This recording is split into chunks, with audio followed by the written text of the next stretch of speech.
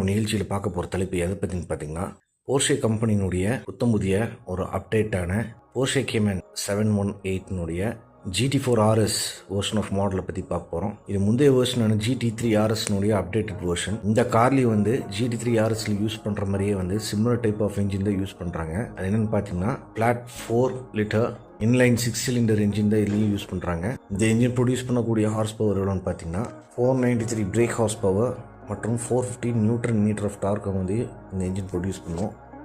இதில் யூஸ் பண்ணக்கூடிய டிரான்ஸ்மிஷன் வந்து 7 speed dual clutch transmission use பண்ணுறாங்க.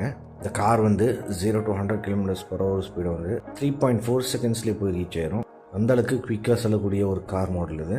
எப்பவுமே பொதுவாக போர்ஷே கார் வந்து பர்ஃபார்மன்ஸ் ஓரியன்டான ஒரு கார் இது. இந்த கார் மட்டும் அதுக்கு விதிவிலக்கு இல்லை.